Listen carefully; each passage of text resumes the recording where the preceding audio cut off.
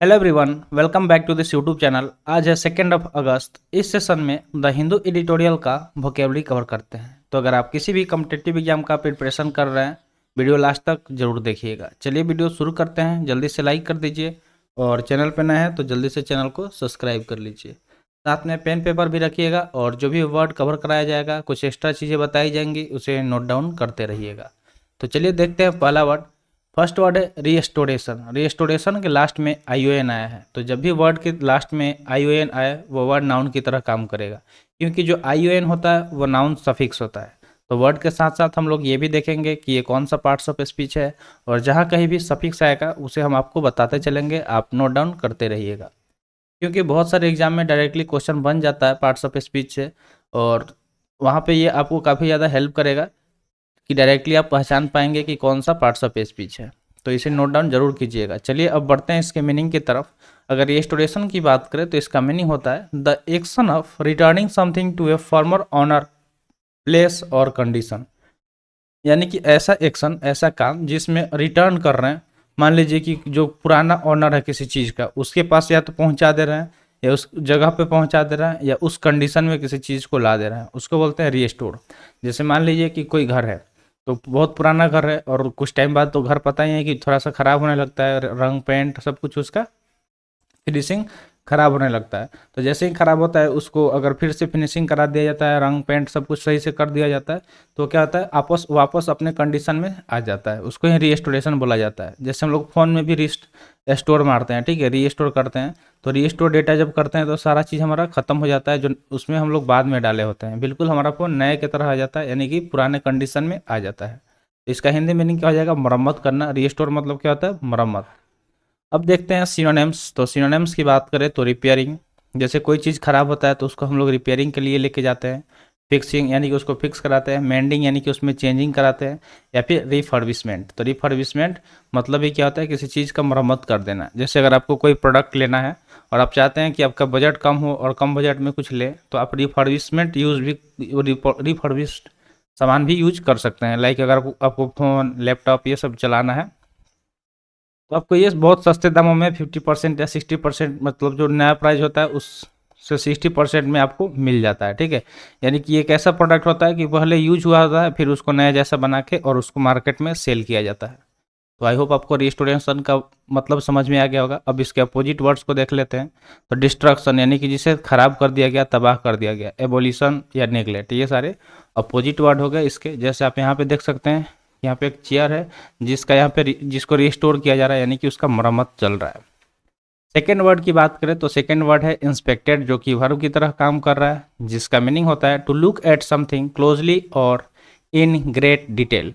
यानी कि इंस्पेक्टेड मतलब होता है किसी चीज़ को एकदम ध्यान से, पास से देखना और उसको डिटेल में चेक करना, दैट इज इंस्पेक्टेड। तो इंस्पेक्टेड मतलब होता है निरीक्षित। जैसे चीज़ का निरीक्षण करना, उसको इंस्पेक्टेड बोलते हैं। जैसे जो इंस्पेक्टर सर साहब होते हैं वो क्या करते हैं, निरीक्षण का काम करते हैं, चीज़ों को क्लोजली देखते हैं, डिटेल में देखते हैं। अगर कोई केस हो रहा है, कोई लफड़ा, कोई भी चीज़ हो रहा है, तो उसको वो डिटेल में चेक करते हैं।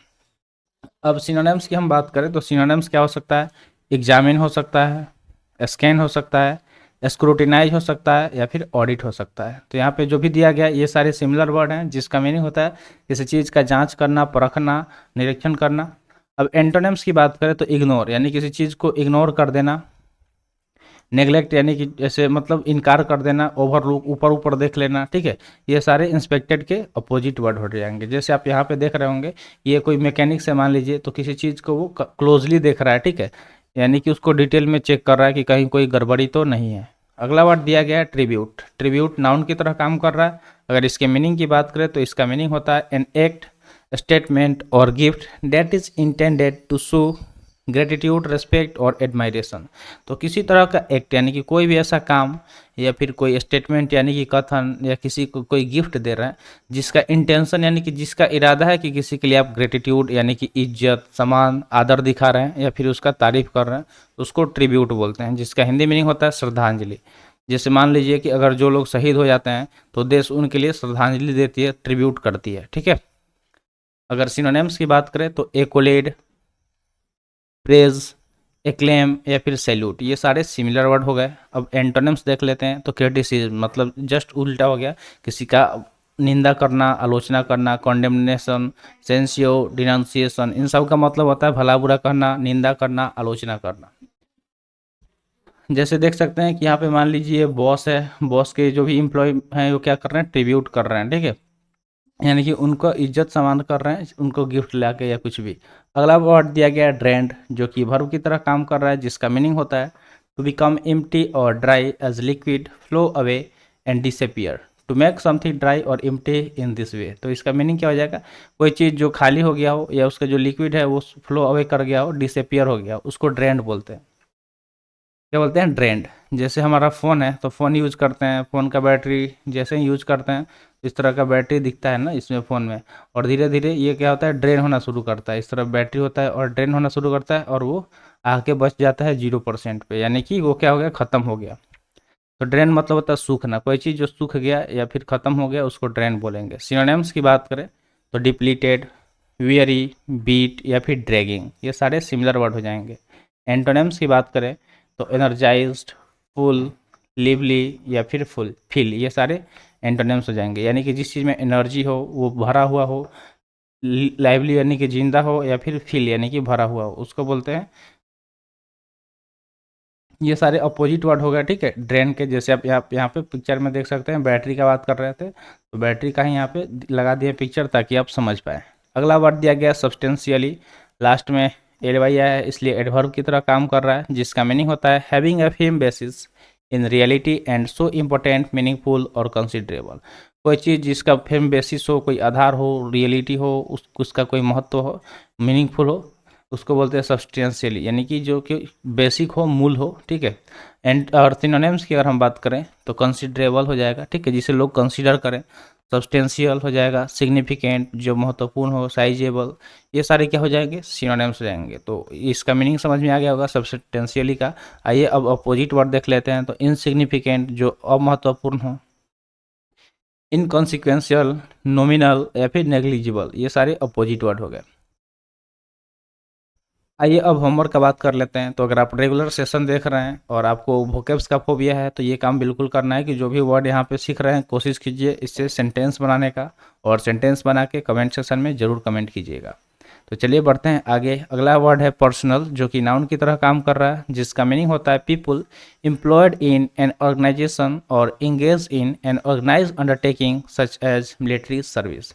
तो जो भी लोग हैं जो कि काम कर रहे हैं किसी एक ऑर्गेनाइजेशन के अंतर्गत, किसी संस्था के अंतर्गत, या फिर उसमें इंगेज्ड हैं, या जैसे कि मान लीजिए कि कोई मिलिट्री सर्विस हो गया तो उसे पर्सनल बोला जाता है, ठीक है, क्या बोला जाता है, पर्सनल, जिसका हिंदी मीनिंग कार्मिक होता है, यानी कि जो काम कर रहा हो उसको कार्मिक बोलते हैं। सिनोनिम्स की बात करें तो कैडर, क्रू, ग्रुप या फिर ऑर्गेनाइजेशन, ये सारे सिमिलर वर्ड हो गए, जिसका मीनिंग होता है कि कोई एक ऑर्गेनाइजेशन के अंदर कोई बंदा जो काम कर रहा है, ठीक है, एम्प्लॉयड है। एंटोनिम्स की बात करें तो पुल, अट्रैक्ट, रिपल्सन या फिर अट्रैक्शन हो जाएगा। अगले वर्ड की तरफ चलते हैं। अगला वर्ड है कोऑपरेशन, लास्ट में आई ओ एन आया है इसलिए नाउन की तरह काम कर रहा है, जिसका मीनिंग होता है ए लार्ज कंपनी और group of companies authorise to act as a single entity and recognise as such in law.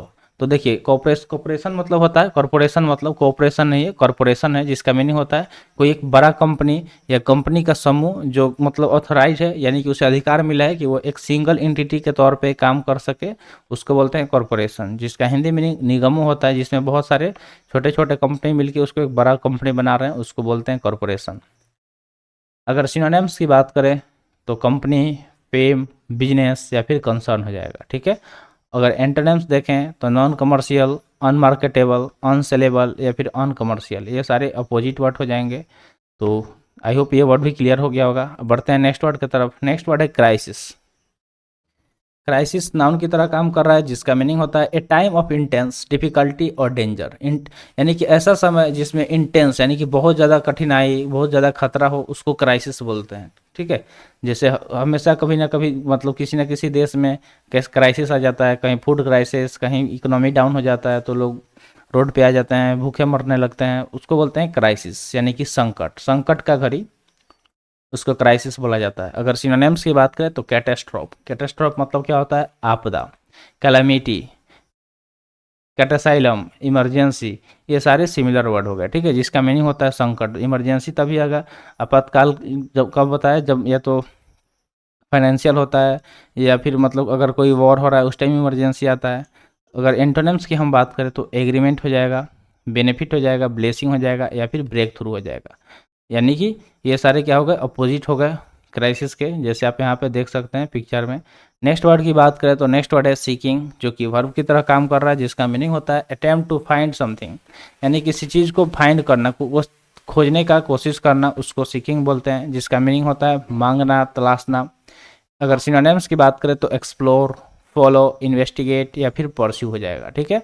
अगर एंटोनिम्स की हम बात करें तो एंटोनिम्स इग्नोर हो जाएगा, सन हो जाएगा, आंसर हो जाएगा या फिर फाइंड हो जाएगा। अब देख लेते हैं पिक्चर, तो पिक्चर में देख सकते हैं कि ये बंदा कोई चीज़ खोजने का कोशिश कर रहा है। अगले वर्ड की बात करें तो अगला वर्ड है डिप्लॉयड, जो कि वर्ब की तरह काम कर रहा है, जिसका मीनिंग होता है टू पुट सोल्जर और weapons in a position where they are ready to fight. यानी कि डिप्लॉयड मतलब होता है जो भी सोल्जर्स हैं, यानी कि सैनिक हो गए, हथियार हो गया, उसको इस पोजीशन में रखना जहाँ वो रेडी हो फाइट के लिए, ठीक है। फाइट के लिए वो क्या हो, रेडी हो, यानी कि तैनात कर देना, जो भी सैनिक हैं, वेपन्स वगैरह है उसको तैनात कर देना। तो जब भी लगता है ऐसे गवर्नमेंट को, डिफेंस फोर्सेस को, कि बॉर्डर पे कुछ हलचल हो रहा है तो तुरंत वहाँ पे सैनिक को तैनात कर दिया जाता है, जो भी वहाँ पे वेपन्स वगैरह हैं उसे तैनात कर दिया जाता है, जिसे डिप्लॉयड इंग्लिश में बोला जाता है। अगर सिनोनिम्स की हम बात करें तो पोजीशन, यानी कि सारे लोग पोजीशन में आ जाते हैं, स्टेशन, पोस्ट, प्लेस, ये सारे सिमिलर वर्ड हो गए। अब अपोजिट वर्ड देखते हैं तो कंसंट्रेट हो जाएगा, कंक्लूड हो जाएगा, फिनिश हो जाएगा या फिर कंसील हो जाएगा। तो ये सारे अपोजिट वर्ड हो गए।